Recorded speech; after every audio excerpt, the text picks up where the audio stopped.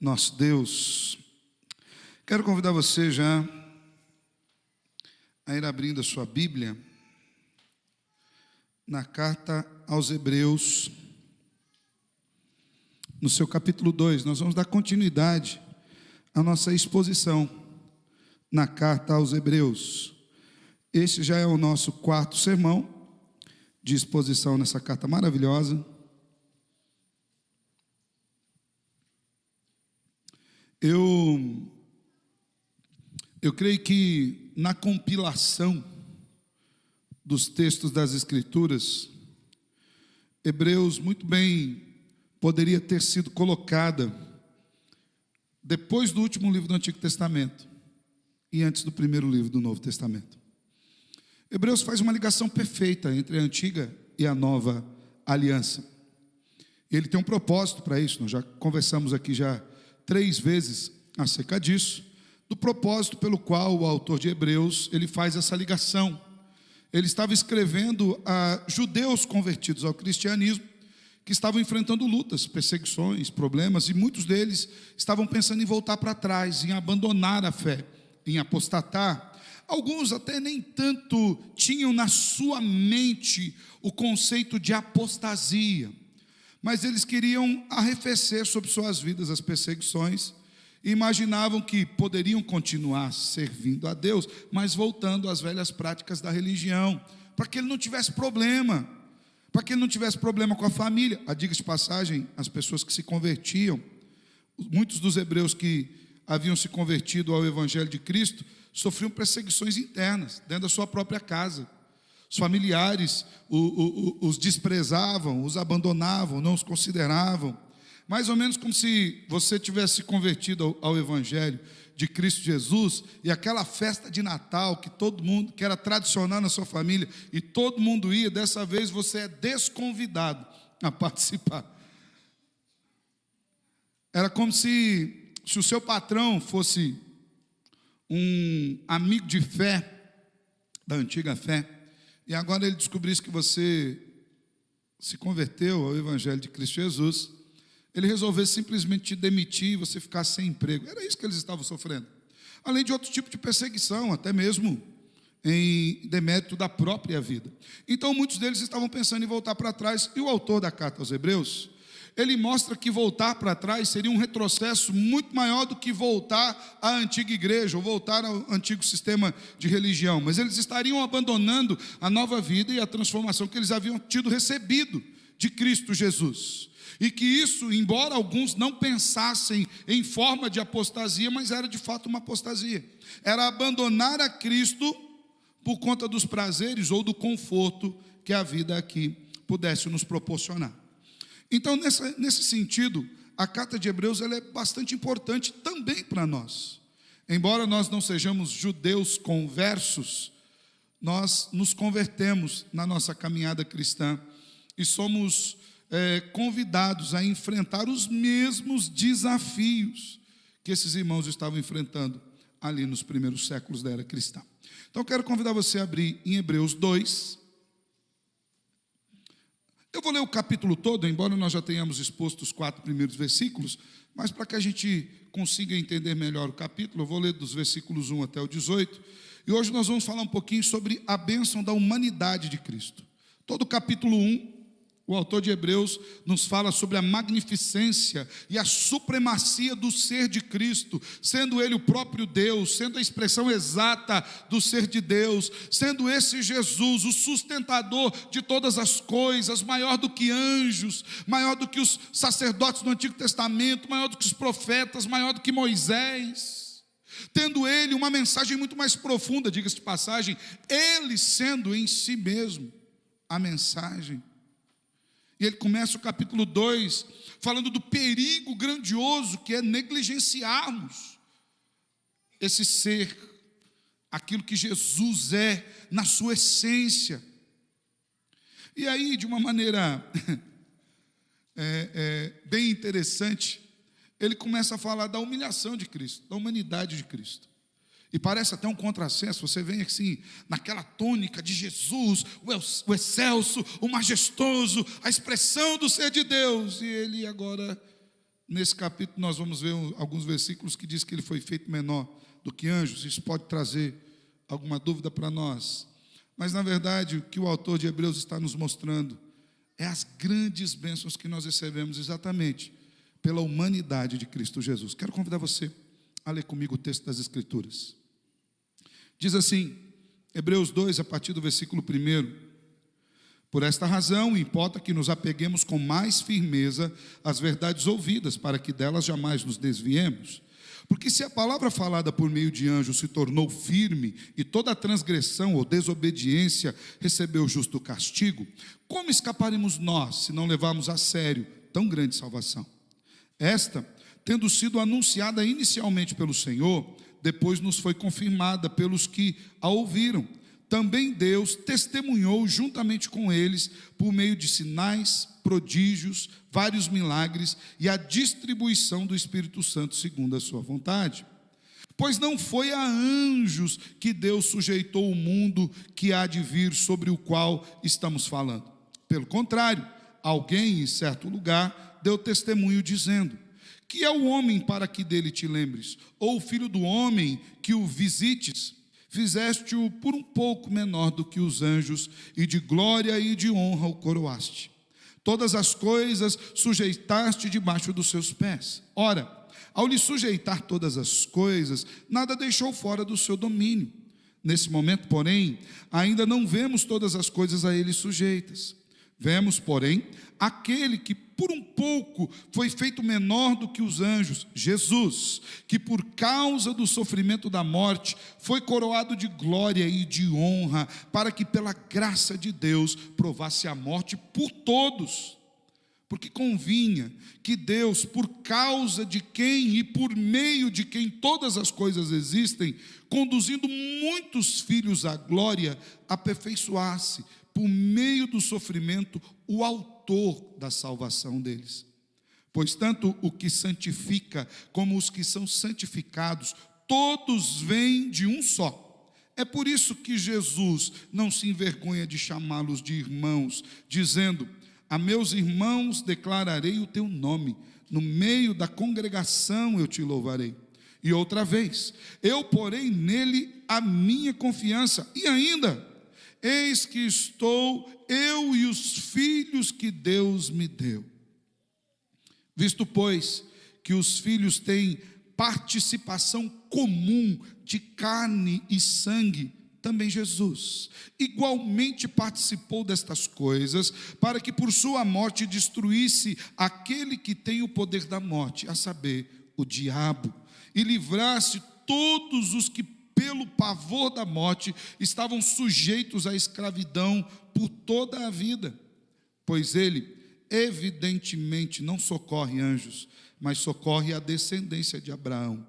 Por isso mesmo, era necessário que em todas as coisas ele se tornasse semelhante aos irmãos, para ser misericordioso e fiel sumo sacerdote nas coisas referentes a Deus, e para fazer propiciação pelos pecados do povo. Pois naquilo que ele mesmo sofreu, quando foi tentado, é poderoso para socorrer os que são tentados. Até aqui. Vamos orar ao Senhor? Amado Deus, nós te louvamos, porque a tua palavra está posta diante de nós.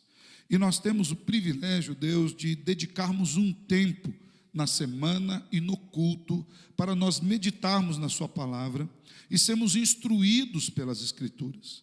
O que nós queremos lhe pedir agora, Senhor, é que o Senhor abra o nosso entendimento, abra a nossa mente, abra o nosso coração, para que ao recebermos o conhecimento da tua palavra, seja para nós muito mais do que conhecimento da letra, mas seja a palavra do Deus vivo, penetrando os nossos corações e gerando a transformação que só tu pode gerar em nós, Senhor. E é isso que nós aguardamos, é isso que nós ansiamos nesse momento, nessa noite, enquanto nós meditamos nas Escrituras. Fala conosco, Senhor, molda-nos segundo o seu querer, em nome de Cristo Jesus. Amém. Amém. Além do livro de Hebreus, da carta de Hebreus, ser essa ligação perfeita do Antigo e do Novo Testamento, nós poderíamos dizer que ele serve como uma excelente introdução para que nós entendamos o Novo Testamento, para que nós entendamos o conteúdo do Evangelho. Porque esta ligação nos mostra cada tipo do Antigo Testamento, cada passagem do Antigo Testamento que apontava para o Salvador. Nos mostra o porquê dos sacrifícios, nos mostra a importância de olharmos para Cristo, para a santificação e expiação dos nossos pecados, porque exatamente Hebreus se fecha na aliança que Deus tem para conosco em Cristo Jesus. Já falamos aqui que todo o capítulo 1, assim como os 4 primeiros versículos aqui do capítulo 2, tratam da exaltação de Cristo, manifestando a sua glória, majestade, importância. E agora desses versos 5 até o 18, nós veremos sobre a humilhação de Cristo. Isso para nós é muito importante. E assim como era importante naqueles dias, também o é hoje, ainda mais que nós vivemos num mundo triunfalista. Nós estamos vivendo num mundo que quer abolir todo e qualquer tipo de sofrimento, todo e qualquer tipo de dor. Você vai em vários cultos por aí, ou você ouve várias mensagens ou pregações por aí, onde a tônica principal é a busca de extirpar qualquer tipo de dor que o ser humano possa sentir. As pessoas não gostam de sofrer. Você gosta de sofrer? Eu também não gosto de sofrer. Mas muito do sofrimento que nós passamos aqui nessa vida, ele tem um aspecto positivo. Por exemplo, o sofrimento pelo pecado, que produz arrependimento e faz com que nós abandonemos o pecado. Diga-se de passagem, a Bíblia diz que esse sofrimento é para a vida. Louvado seja Deus por isso.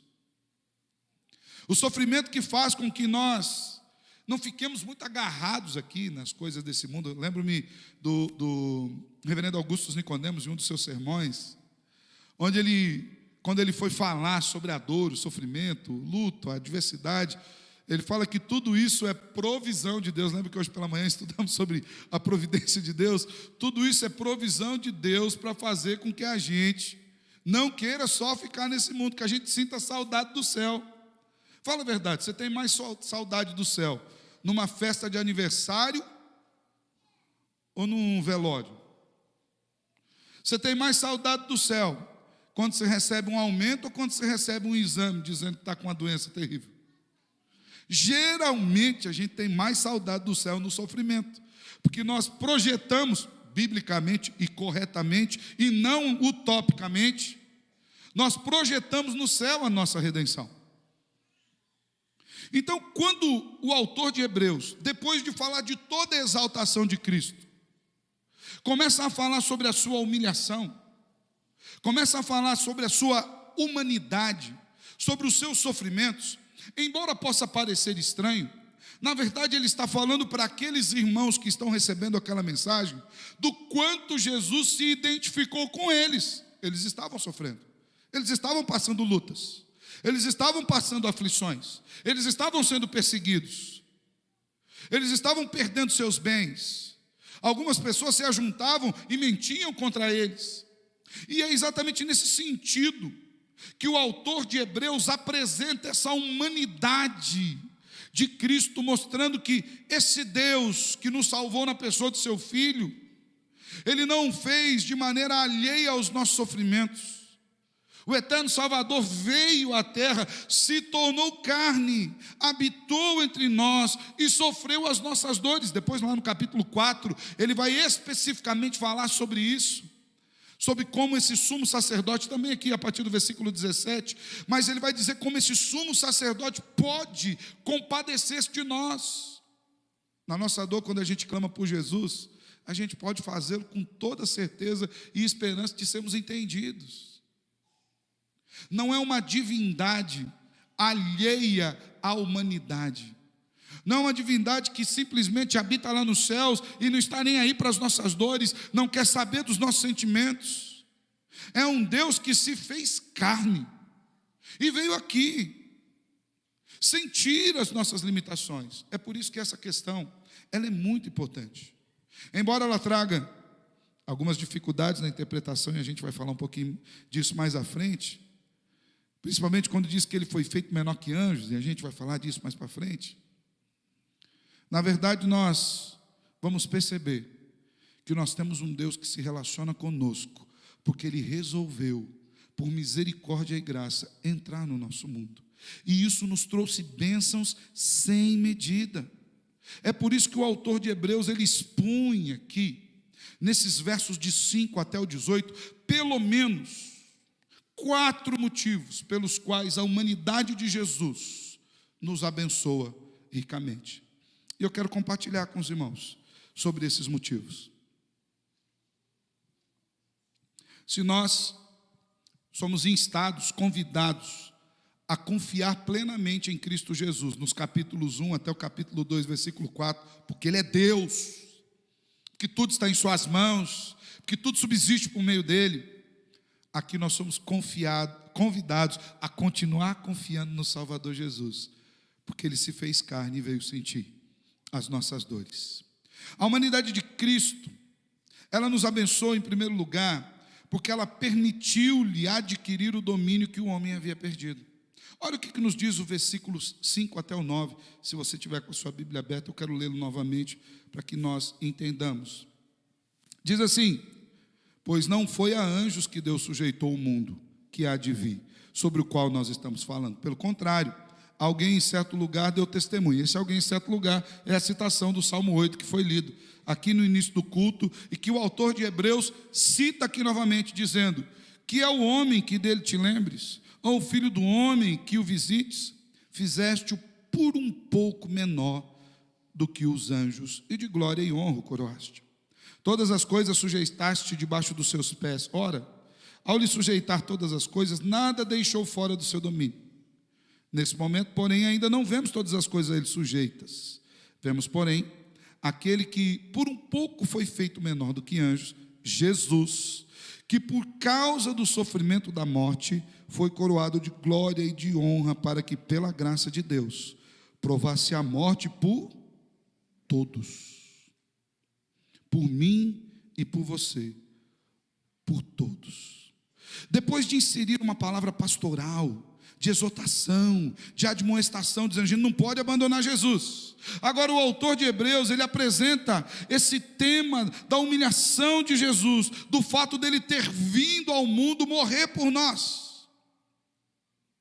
Olhando para o salmo que ele cita aqui, o Salmo 8, dos versículos 4 até o 6, e ele faz essa citação de uma maneira primorosa, e ele faz essa citação de forma intencional. Por que ele faz isso? Porque num primeiro momento, quando Davi escreveu aquele salmo, enumerando as bênçãos que Deus havia derramado sobre toda a humanidade, não apenas sobre indivíduos, mas toda a humanidade, ele estava mostrando que por conta do nosso pecado, por conta do pecado da humanidade, nós perdemos a autoridade que Deus havia nos dado no Éden. Deus havia colocado diante de Deus o poder de governar todas as coisas, de submeter toda a criação a Ele, mas com a queda o homem perdeu isso, e nós começamos a ver o homem se debatendo entre si mesmo, com as suas lutas, desde o primeiro homicídio. Vemos o pecado tendo influência nas relações humanas, e agora o homem nem se autodomina mais, ele agora é inimigo de si mesmo, e o que não dizer da própria natureza. Agora, irmãos, o homem, para plantar, ele não simplesmente colhia o fruto da terra, agora ele tinha que plantar, e agora ele tinha que arar a terra, agora ele tinha que lidar com espinhos, com cardos. Deus havia, por conta da rebelião do homem, tirado dele essas bênçãos de governar sobre todas as coisas. A terra dava os espinhos, os animais se tornarem animais selvagens. A Bíblia nos diz que todos os animais iriam se submeter aos homens. Hoje nós temos os animais selvagens por conta exatamente dessa criação, por conta da queda, da maneira como os homens lidaram com a obra criada. Calvino chega a nos dizer que até mesmo os fenômenos naturais se tornaram hostis à humanidade. Há algumas perguntas que às vezes nós fazemos e que são difíceis de responder. Lembro-me que um pastor muito famoso, que ao bem da verdade já vinha a passos largos, se afastando da verdade do Evangelho, mas quando houve aquele momento do tsunami lá na Ásia, você lembra que morreram milhares de pessoas ali naquele tsunami? Foi algo devastador, pessoas que estavam na praia. Depois eu assisti um filme que falava sobre isso, nem lembro como é que é o nome do filme. O Impossível, vocês assistiram também. Então, O Impossível. As pessoas estavam ali na colônia de férias, na piscina, e de repente vem aquele maremoto e cobre tudo, separando famílias, matando pessoas. Esse pastor, quando veio esse tsunami, ele entrou em crise.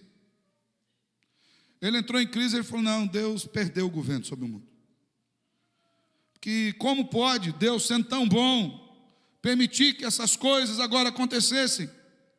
Por quê? Porque esse pastor, lembra que eu falei hoje pela manhã? Ele estava tentando medir Deus, que é infinito, com uma régua de 30 centímetros. Ele estava tentando medir a infinitude da sabedoria criacional de Deus pela sua ótica momentânea acerca de um problema diante de todas as nações. Calvino, comentando esse texto de Hebreus, ele diz que até mesmo os fenômenos naturais se tornaram hostis à humanidade por causa do pecado. O governo do homem foi completamente deteriorado por conta da sua rebelião, e Deus tirou de cima dele a bênção desse cuidado. Mas em Cristo, que veio em forma humana, nós fomos restaurados. É por isso que a Bíblia chama Jesus de o segundo Adão. Cristo foi destinado pelo Pai como herdeiro de todas as coisas, e nós recebemos a bênção do Pai por intermédio de Cristo. É por isso que o autor diz aqui: que é o homem para que te lembres, ou filho do homem para que visites? O fizeste um pouco menor do que os anjos, deu glória para o homem, coroou o homem, todas as coisas sujeitou aos pés do homem, para que tivesse domínio. Mas nesse momento a gente não consegue ver essas coisas sujeitas. Por quê? Porque o pecado maculou, o pecado quebrou isso.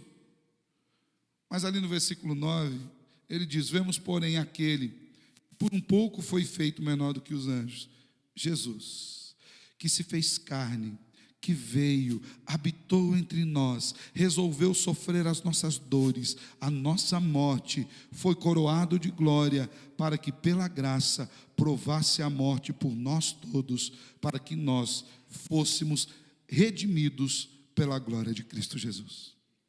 Chesterton, certa feita, afirmou: uma coisa é certa, o homem não é o que ele deveria ter sido.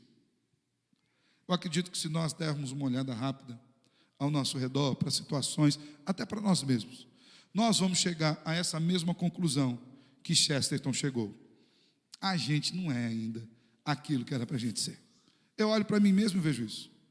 Vejo os meus pecados, minhas inadequações. Às vezes eu sinto aquilo que o apóstolo Paulo fala, que eu temo, tendo pregado a muitos, eu mesmo não venho a ser condenado, porque tem horas que você faz o que não era para fazer, e quando você viu, está feito. Você fala o que não era para falar, e quando você viu, está falado. Já ouviu aquele ditado: você é dono da palavra que está dentro da sua boca e se torna escravo daquela que sai dela?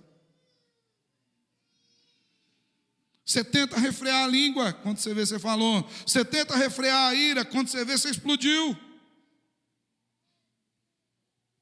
Nós não somos ainda aquilo que nós deveríamos ser por conta do pecado. Mas então o autor da vida resolve entrar no nosso mundo e sofrer as nossas tentações, e passar pelas nossas dores, e sentir as nossas limitações, e experimentar a nossa morte, e entrar na glória, para que eu e você entremos com Ele. E isso Jesus só fez porque Ele veio como homem. Esse sofrimento, morte e glória não são em favor de um homem qualquer, é em favor de toda a humanidade que Deus quer salvar em Cristo Jesus. Jesus morreu como homem, para que eu e você, nele, nos tornássemos quem nós deveríamos ser. É isso que Cristo fez na cruz, nos resgatou, nos restaurou, para que nós voltássemos a ser aquilo para que o Deus nos fez. Ainda que hoje nós não vejamos essa restauração por completo, porque infelizmente ainda vivemos com as marcas do pecado. Nada está distante do domínio restaurador de Cristo. Tudo foi sujeito a Ele. E porque Ele fez-se homem, por conta da sua humanidade, porque Ele veio e viveu como homem. Há alguns comentaristas que dizem que Jesus, quando viveu aqui, isso é um pensamento muito agnóstico. Diz que quando Ele viveu aqui, ele não viveu assim como homem. Era mais ou menos como se fosse um Deus que não sentisse as aflições humanas. De fato, Ele nunca deixou de ser Deus. Mas quando a Bíblia fala da humanidade de Cristo, ela fala de uma humanidade perfeita. Jesus é o homem perfeito, é o humano perfeito. Ele viveu aqui 100% como homem, dependeu do Pai em tudo, absolutamente tudo. Jesus aprendeu a oração, aprendeu a esperar. É difícil para nós, parece que é estranho quando a gente usa esse termo, né? Jesus aprendeu. Mas ele nasceu criança do ventre de Maria. Não imagine você que quando tiraram Jesus de dentro de Maria, Jesus falou: e aí, irmãos, tudo na paz? Caía todo mundo morto. Ele foi como criança, ele aprendeu a andar. Ele tomou o leite que sorvia do seio de sua mãe Maria. Há uma canção lindíssima de João Alexandre que fala sobre Maria ter amamentado Jesus. E na poesia dele, ele diz que ela olhava, sorvendo o leite dos seus seios, o Salvador da sua vida. Nossa, imagina que privilégio que Maria teve. Que coisa esplendorosa. Jesus aprendeu. Jesus aqui aprendeu a letra da lei e as ensinava no templo. Então a humanidade de Jesus, vivendo aqui como homem, sofrendo as nossas dores, morrendo a nossa morte e sendo ressuscitado pelo Pai, fez com que o domínio do homem que havia sido perdido agora fora readquirido, não para mim e para você, mas para o Rei da Glória. Ele governa sobre todas as coisas. Ele venceu a morte e o inferno. Ele destruiu as obras do pecado. Então, em primeiro lugar, a humanidade de Cristo nos abençoa assim, restaurando em nós aquilo que nós deveríamos ser. Segundo, a humanidade de Cristo permitiu-lhe conduzir-nos à glória eterna, irmãos. Ele veio como homem. E porque ele veio como homem, e sofreu como homem, e não pecou como homem. Também tem gente que diz, ele não pecou porque ele era Deus, né? Eu já vi gente até se justificando com isso, tá? Já vi crente falar, pastor, você vai falar de pecado comigo? Falar que Jesus não pecou? Ele era Deus. Ele não pecou, ele não deixou de pecar como Deus. Ele deixou de pecar como homem. Submisso em absolutamente tudo à vontade de Deus. Paulo escreve acerca disso aos Filipenses, pois citaremos aqui mais à frente o texto, mas diz inclusive que nós devemos ter o mesmo sentimento de Cristo Jesus, que foi o quê? O que diz o apóstolo Paulo? Jesus foi obediente, como homem. Lembra da oração no Getsemane? Pai, se possível, passa de mim esse cálice. O cálice do qual Jesus não queria experimentar, não era necessariamente os açoites. O cálice ao qual se refere Jesus com muita dor, não era a vergonha, não era ser preso, ser xingado. Eu vou dizer para você, não era sequer o madeiro. O cálice dolorido, angustiante, que Jesus pede para que o Pai o livre, é se tornar pecado por mim e por você. Ele que não conheceu o pecado, ele que nunca pecou, que vivia em comunhão perfeita com o Pai, se tornou pecado por mim e por você. E por um instante, não sabemos no tempo da eternidade quanto durou, ele experimentou a morte e desceu ao Hades por mim e por você. Temporalmente dizemos que foram 3 dias e ao terceiro ele ressuscitou. Por um instante naquela cruz do Calvário, ele experimentou aquilo que todos aqueles que estão divorciados da graça de Deus experimentaram por toda a eternidade, quando ele diz: Eli, Eli, lama sabachthani. Por que o Senhor me desamparou? Não é que Deus o esqueceu, é que quando ele foi feito pecado, ele sentiu em si a dor do afastamento do olhar do Pai. A humanidade de Cristo o conduziu à glória. A partir do versículo 10 diz: porque convinha que Deus, por causa de quem e por meio de quem todas as coisas existem, conduzindo muitos filhos à glória, aperfeiçoasse por meio de sofrimentos o autor da salvação deles. Pois tanto o que santifica como os que são santificados, todos vêm de um só. É por isso que Jesus não se envergonha de chamá-los de irmãos, dizendo: a meus irmãos declarei o teu nome no meio da grande congregação. No verso 9 nós vimos que o autor de Hebreus afirmou que Jesus sofreu a agonia da morte por nós. Agora no versículo 10, nós vemos que na obediência sacrificial de Jesus, nós fomos aperfeiçoados para esta glória, mediante a salvação que nos foi outorgada. Jesus nos deu. Cristo foi obediente até a morte de cruz, e porque ele obedeceu, a salvação que ele adquiriu chegou a mim e a você gratuitamente. Mas para a gente é difícil entender essa expressão de Jesus ser aperfeiçoado, né? Pastor, ele foi aperfeiçoado em quê, se ele não pecou? Porque aperfeiçoar é dar uma melhorada, né? Dar uma ajustada na nossa perspectiva, no nosso pensamento e na nossa linguagem.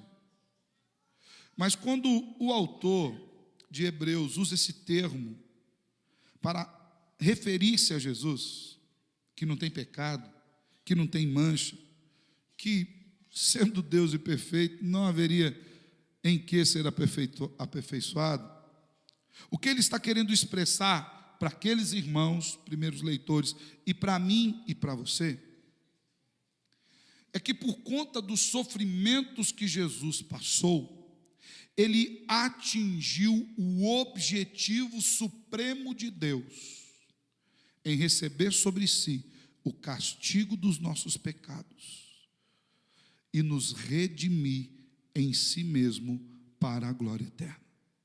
No contexto da epístola aos Hebreus, o termo aperfeiçoar significa que Jesus, de fato, removeu os pecados do seu povo de diante da presença de Deus, e assim por meio da sua morte sacrificial na cruz, consagrou, comprou para Deus muitos filhos. O aperfeiçoar-se aqui não é tornar-se melhor, é cumprir o objetivo pelo qual ele veio. Na cruz, o brado do Salvador foi tetelestai, está consumado. O que eu vim para fazer, eu fiz, totalmente pago, dívida liquidada, sacrifício feito, aceito, da forma como o Pai pediu para que fizesse. A perfeição de Jesus, portanto, indica que a obra da salvação que ele fez em nosso favor foi efetiva. É por isso que lá no capítulo 10 de Hebreus, nós vamos chegar lá, no versículo 14, o autor afirma: porque com uma única oferta aperfeiçoou para sempre todos quantos estão sendo santificados. De uma vez por todas, Jesus se ofereceu. Agora não precisava mais sacrifício no templo. Agora não precisava mais expiação de pecados. Agora nós olhamos para Cristo Jesus e recebemos pela fé aquilo que Ele fez por nós e somos salvos. Assim Cristo é ligado a nós e nós somos ligados a Ele.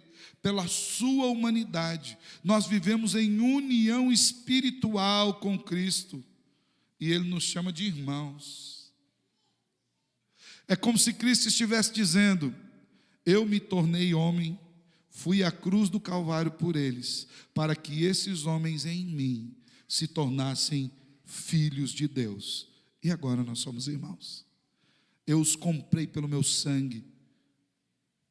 Todos os que creem são não apenas irmãos de Jesus, mas também filhos de Deus. Olha o que o próprio Jesus declara, versículo 13: eis aqui estou eu e os filhos que Deus me deu.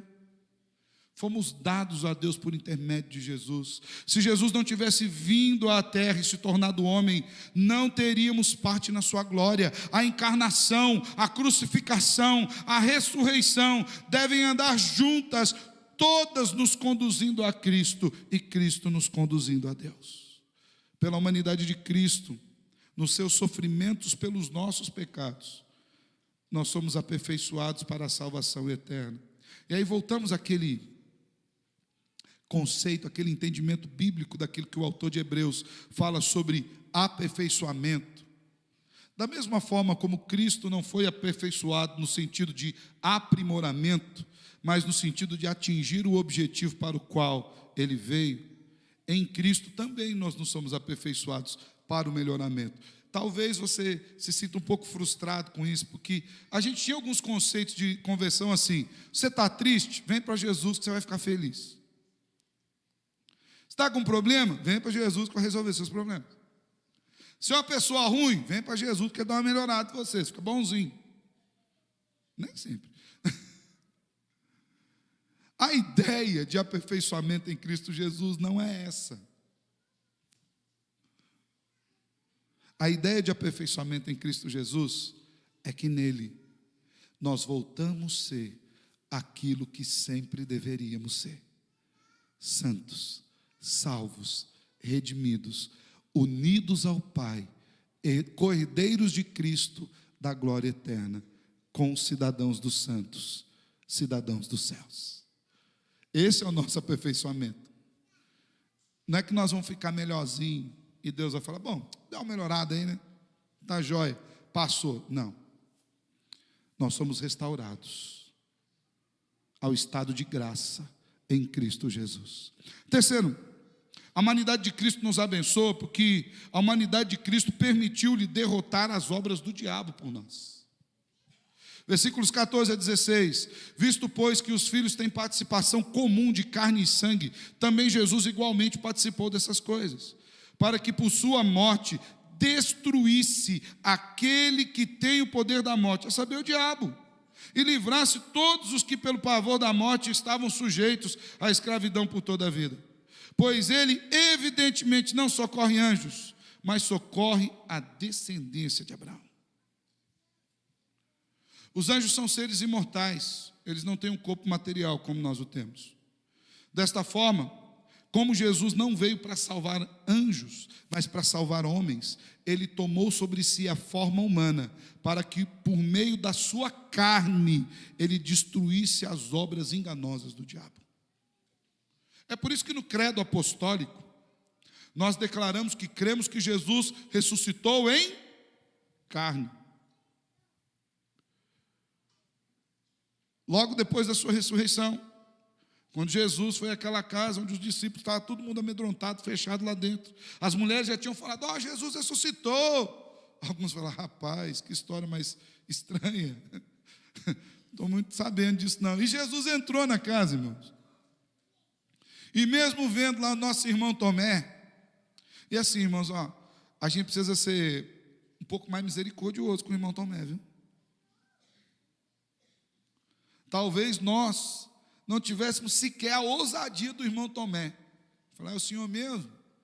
Talvez nós estivéssemos debaixo de uma cama lá, escondido. Diga de passagem, alguns historiadores contam que o nosso irmão Tomé evangelizou todo o norte da África. Depois dessa experiência transformadora com o Salvador Jesus, ele evangelizou todo o norte da África. É importante nós lembrarmos também que depois da ressurreição, o Salvador Jesus foi buscar Pedro e mais os outros discípulos que tinham voltado a pescar.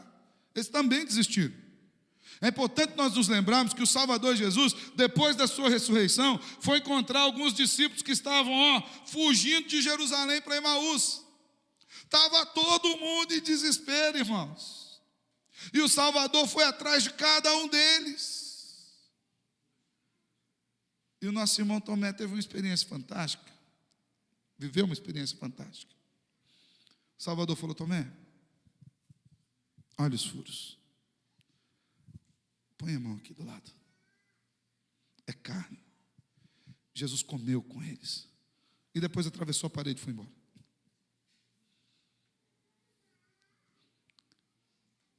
Jesus veio em carne para destruir as obras do diabo, porque Adão e Eva pecaram na sua carne.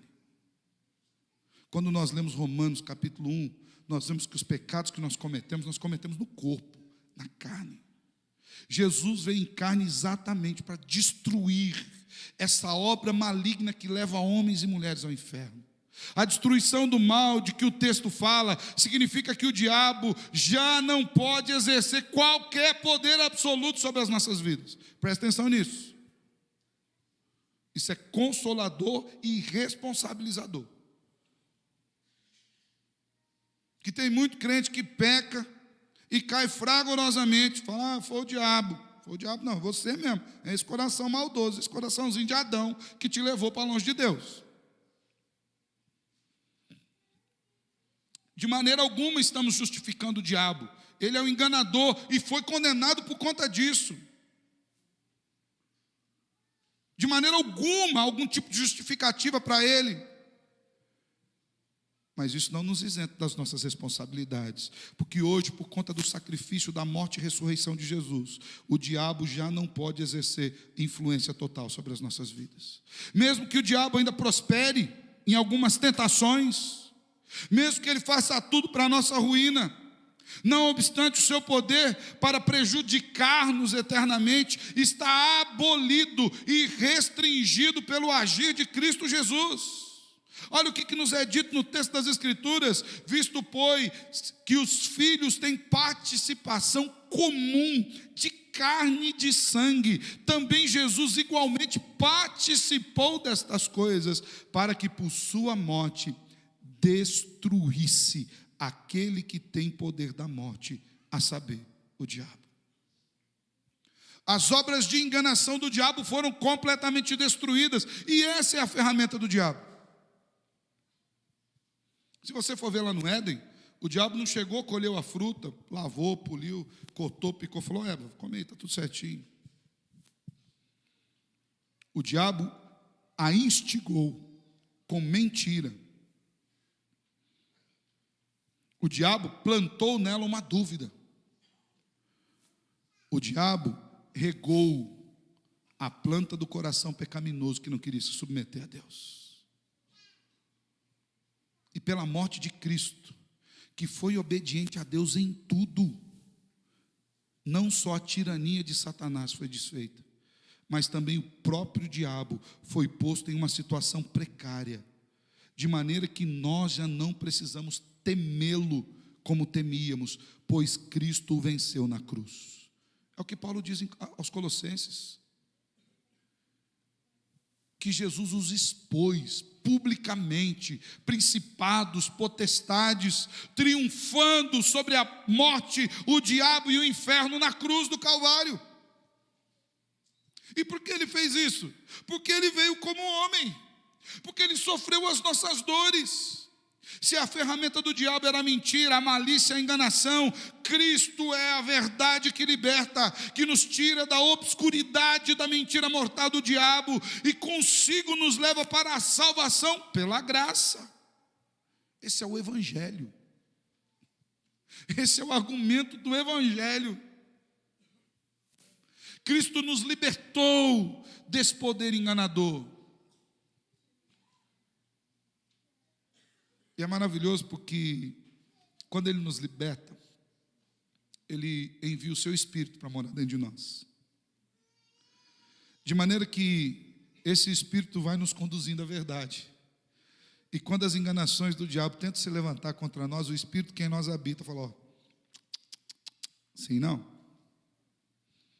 Ele nos mostra a palavra. Quantas vezes você deixou de pecar porque lembrou um versículo? Eu, um monte.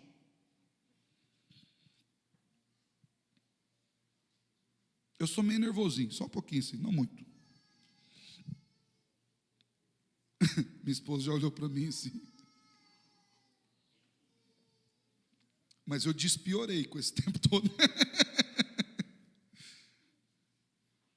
Quantas vezes eu estava lá para explodir? Irai-vos, mas não pequeis. Não saia da tua boca nenhuma palavra torpe. Palavra torpe não é só palavrão não, viu gente? Sem dizer que às vezes a gente podia comprar uns rals sabor sabão para dar uma limpada na boca aí também. Tem uns irmãos aí que precisam aí achar uns rals sabor sabonete, Omo, alguma coisa assim. Para dar uma limpada no vocabulário. Palavra torpe é a palavra que entorpece. É a palavra que muda a realidade de Deus em mentira. Às vezes a pessoa comete alguma coisa contra você. A nossa tendência não é atacar o pecado. Nossa tendência é atacar quem? O pecador. Geralmente, quando a gente está numa discussão, a gente não fala você fez isso. A gente fala você é assim. Eu sou campeão em fazer isso. Só a graça do Salvador para mim. Livrar de mim mesmo. Não é assim que a gente faz? Você é assim. Você sempre faz isso. Ouviram? Vocês ouviram? Nossa, isso me irrita. Porque a nossa tendência natural, pecaminosa, é atacar os nossos irmãos, aqueles que nos amam. E quantas vezes nós deixamos de fazê-lo porque o Espírito Santo de Deus nos alertou, faz isso não, vai dar ruim. Não é assim que o Senhor quer que hajamos. O poder do diabo de escravizar-nos foi destruído. Hoje somos libertos em Cristo. E Deus garante essa liberdade, colocando o Espírito Santo para morar dentro da gente, nos convencendo diariamente da justiça, do pecado e do juízo. Jesus é a verdade que nos liberta e nos tirou da escuridão para a sua graça. Quarta e última maneira como a humanidade de Jesus nos abençoa.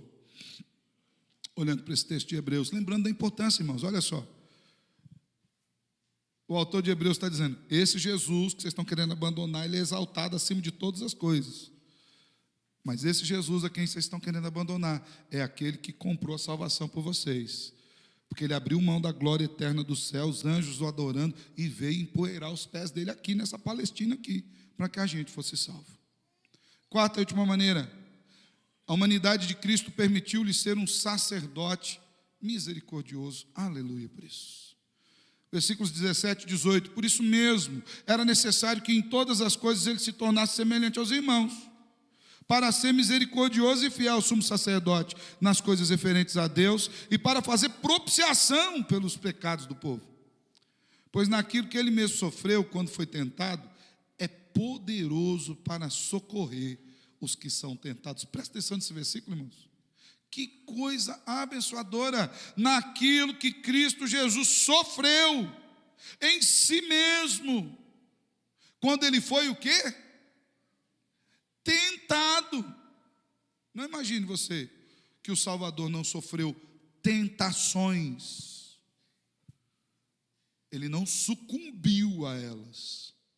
É só nós lembrarmos do deserto. Acabou de ser batizado. Talvez na nossa mente você podia levar para uma festa de batizado, comer um bolo, umas coxinhas, salgadinho, uma Coca-Cola gelada. No deserto, você vai uma festa. Mas ele acabou de ser batizado. O Espírito Santo de Deus o levou para o deserto. Para quê, irmãos? Com o objetivo de ser tentado pelo diabo. Ele foi tentado em tudo como eu e você. Mas ele não pecou. Mas é importante que ele tenha sido tentado. Ele entende das nossas dores. Ele sabe ter misericórdia. Ele conhece do sofrimento humano. Tem gente que às vezes nas suas orações, no momento de aflição, fala, nem Deus me entende. Se tem alguém que te entende, é Deus. Se tem alguém que sabe das suas lutas, é Deus. Se tem alguém que intencionalmente, de vontade própria, te entende, é Deus. O fato de Jesus ter se tornado humano como um de nós, fez com que ele experimentasse cada uma das nossas lutas. Porque Jesus é Deus, para que fôssemos redimidos na nossa condição de pecadores, ele não veio ao mundo como Deus, embora nunca deixasse de sê-lo. Mas ele veio ao mundo exatamente para compartilhar da nossa humanidade. E na sua humanidade obedecer perfeitamente a lei do Pai. Embora ele tivesse sem pecado, e ele passou uma vida inteira sem pecado, ele viveu uma vida experimentando as nossas fraquezas. Jesus estava sujeito a doenças. Não sabemos se ele as teve ou não, o texto bíblico não nos diz, mas na sua humanidade ele estava sujeito a isso. A desejos não realizados, a ter necessidades. A Bíblia, inclusive, fala de necessidades. Tentações. Na sua humanidade, na sua carne, no seu sangue, nós somos redimidos. Haja vista a celebração da ceia. Quando partimos o pão, estamos lembrando o quê? Do corpo, da carne moída. Como da carne de Jesus moída. Ponto.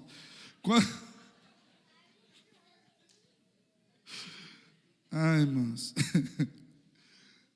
Quando nós tomamos o cálice, nós nos lembramos do quê? Do sangue derramado.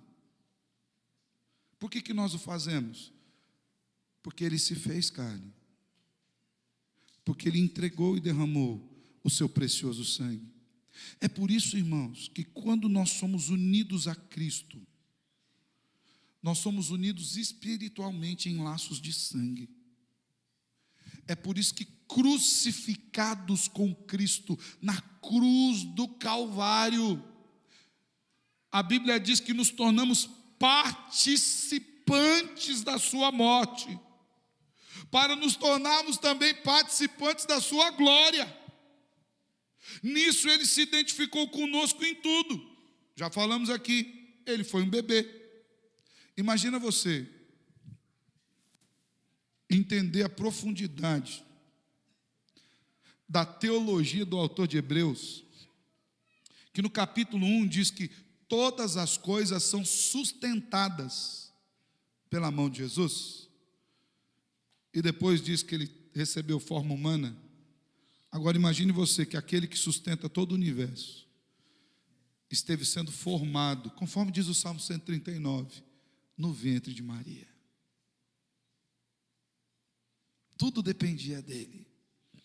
E ele no ventre de Maria, ele foi criança, irmãos. Ele foi dependente, ele foi um adolescente. Não acredito que ele foi um adolescente aos modos de hoje. Eu não consigo ver biblicamente 1 milímetro de possibilidade de Jesus ter sido um adolescente rebelde. Porque rebeldia é pecado. Se ele não pecou, ele era um filho exemplar. Ponto. Às vezes a gente fala, mas o Jesus também foi adolescente, tentando justificar os adolescentes. Ele foi, mas foi diferente esse negócio aí que vocês estão fazendo aí. Jesus era diferente, mas ele foi adolescente. Ele teve necessidade de aprender, foi perseguido, sentiu cansaço. Quantas vezes nós vemos nas Escrituras que Jesus se retirou para fazer o quê? Descansar, irmãos. Quando veio aquela tempestade no meio do barco, os discípulos apavorados, Jesus estava fazendo o que no barco? Dormindo. Não é porque ele era negligente, é porque ele estava cansado. Ele atravessava a Palestina, a pé, irmãos. Sol escaldante. Uma pontinha de crítica aqui, bem suavezinha. Depois nós vamos falar mais sobre isso num podcast aí que o Tofolha está fazendo para a gente aí.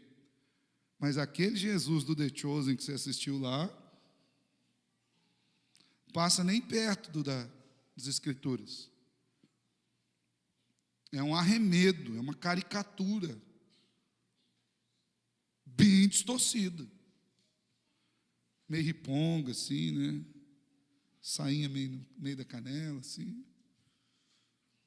Aqui é Jesus lá, você não encontra nenhum versículo das Escrituras apontando para aquele tipo de realidade. Você encontra um Jesus que foi sofredor.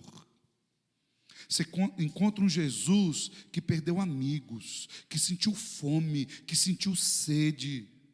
Você encontra um Jesus que foi traído. Você encontra Jesus que teve os seus parentes queridos sendo enterrados. Você encontra Jesus que chorou na porta do cemitério porque o seu amigo querido Lázaro tinha morrido.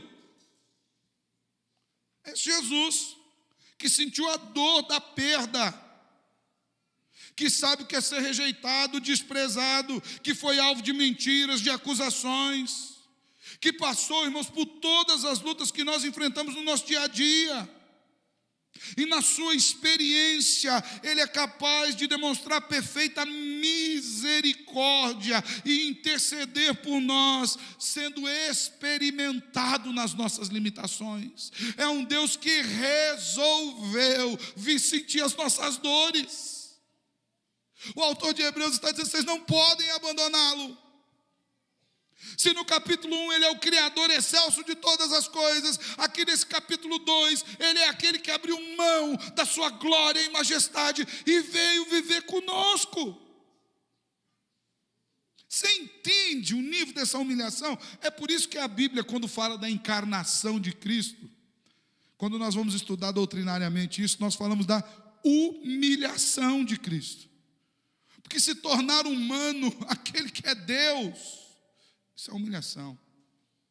Nisso Jesus se identificou conosco.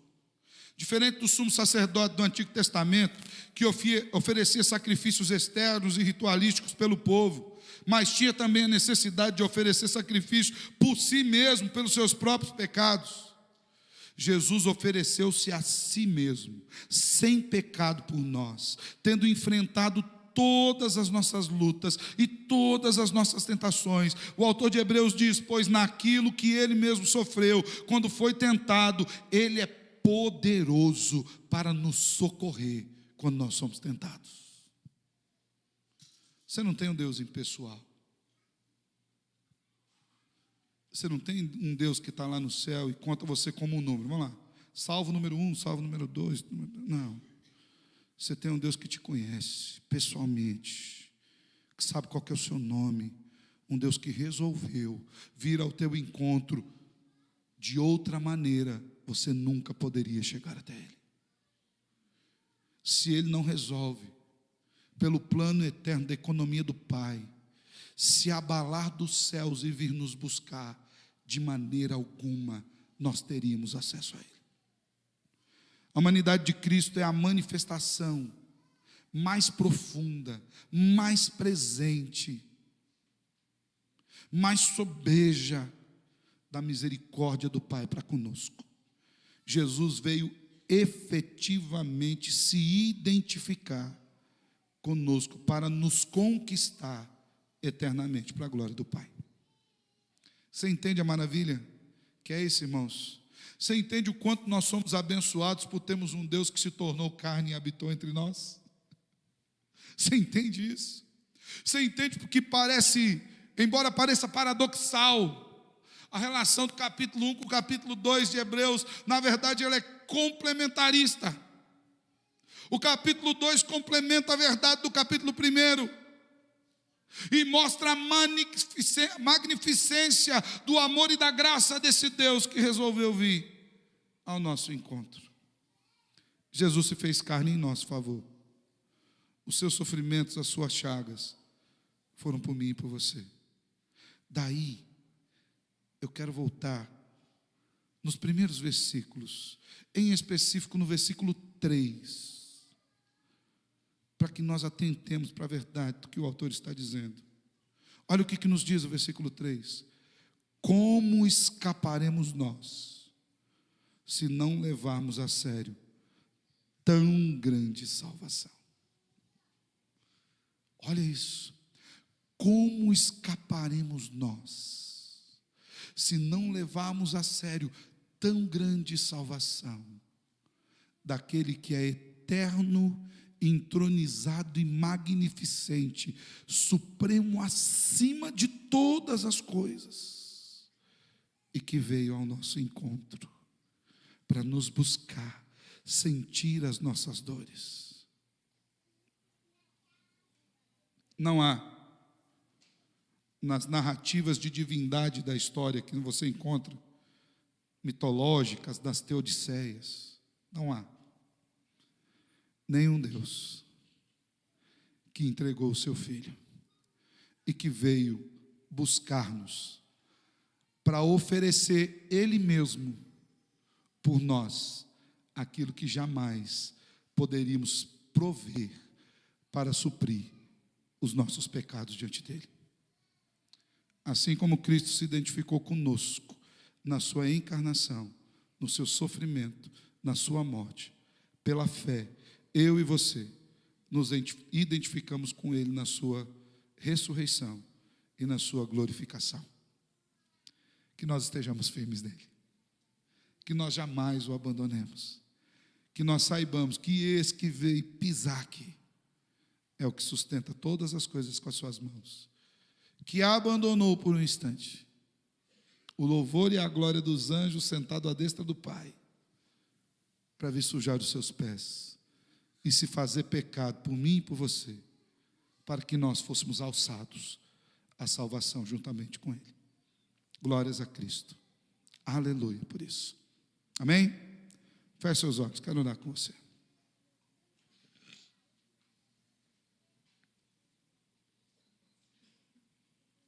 Eu não sei se você já tinha percebido por algum instante a grandiosidade do poder de Cristo Jesus. Dessa forma tão real, vívida, que nos mostra o texto das Escrituras. Do grande Deus se fazendo carne e vindo ao nosso encontro, morrer em nosso lugar. Mas eu quero te incentivar a olhar para as Escrituras, entendendo a misericórdia, a graça e a esperança que isso nos dá. Deus nos amou tanto que entregou o seu Filho para que todo aquele que nele crê tenha a vida eterna, não pereça, mas vá para a glória com o Pai. Obrigado, Senhor, porque a Tua palavra exposta, ela nos anima, ela nos fortalece. Obrigado, Senhor, porque pela Tua imensa graça, pelo Teu profundo amor, nós somos chamados a olhar para a cruz, a olhar para o Salvador, e vemos ali o Rei da Glória, o próprio Deus encarnado, que veio ao nosso encontro, para que nós pudéssemos nos achegar ao Pai. Aleluia, louvado seja o Teu nome. Senhor, que assim como aqueles irmãos, a quem essa carta foi endereçada lá no primeiro século, irmãos que estavam sofrendo, Deus, e que muitas vezes estavam pensando em abandonar o Senhor, assim como eles foram fortalecidos pelo conhecimento dessa verdade eterna, do Teu poder, da Tua graça e da Tua misericórdia, que assim também nós o sejamos hoje. Que nós entendamos que o Deus que nos ama e que nos encontrou é aquele Deus que é excelso, magnificente, aquele que sustenta todas as coisas com as suas mãos. O Cristo que nós cremos é a expressão exata do ser de Deus. E ainda assim, do alto de sua glória e magnificência, veio ao nosso encontro, Senhor. Veio sofrer as nossas dores, ser experimentado em nosso lugar. Experimentar das nossas limitações, e em obediência plena, glórias ao Senhor. Foi ao madeiro, que até então era maldito, e se tornou bendito a nós, porque ali ele recebeu o castigo do nosso pecado, porque como homem, ele obedeceu ao Pai, e sem pecado, morreu em nosso lugar, oferecendo-se a si mesmo, como sacrifício vivo. Por isso hoje nós temos livre acesso ao eterno Criador, pelo novo e vivo caminho inaugurado pelo sangue de Jesus, de quem somos irmãos e fomos feitos filhos do Pai. Anima-nos, Senhor, a nunca desistir, a nunca voltar para trás, e que quando o nosso coração e a nossa mente limitada pestanejar, que quando os maremotos da vida nos solaparem, quando sentimos, Deus, a nau da embarcação da nossa vida querendo afundar, que nós entendamos que o Senhor está conosco no barco, o Senhor habita em nós pelo seu Espírito e nos sustenta e nos ama e vai nos segurar firme nas suas mãos. Nos ajuda a entender, renova a nossa esperança hoje. Que se porventura algum irmão ou irmã entrou aqui entristecido pelas circunstâncias e até mesmo um pouco descrente da obra de Cristo, que o teu Espírito reanime para a glória do Salvador. E se alguém entrou aqui nessa noite sem ainda ter tido esse entendimento maravilhoso de tão grande salvação, que o Espírito Santo do Senhor toque o coração, gerando vida, transformação salvífica, para a glória do teu próprio nome. É em Cristo que oramos. Amém e amém. Glória a Deus.